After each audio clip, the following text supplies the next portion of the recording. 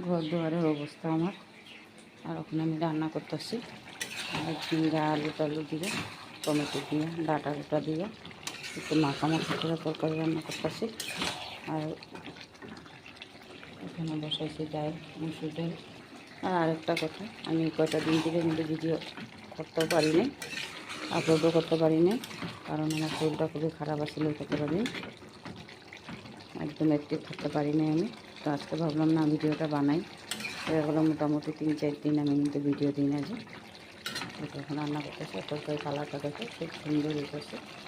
আর বন্ধুরা দেখো আমার ঘরে দুয়ারে অবস্থা নাই। আর এই রুমটা কিন্তু পুরো খালি। দেখো ধুলি করবো, হারমোনিয়ামটা ঢেকে রাখা হয়েছে।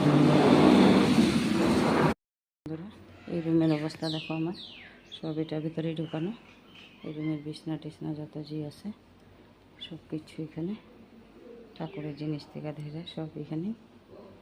আর উপায় নেই, কী করুন, জায়গাও নেই আর রাখার মতন। তো এখানেই রাখলাম সব কিছু, পরে দেখা যাবে ঠিকঠাক করে রাখুন পরে আমি। দেখো কই বইছে আমার ঠাকুর, উপায় নেই, টেবিলের উপরে উঠায় রাখছি।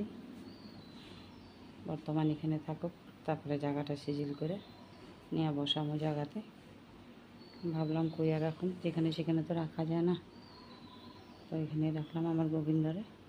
ভাবলাম না এখানে থাকুক 1-2 দিন, তারপরে জায়গা ঠিক করুন।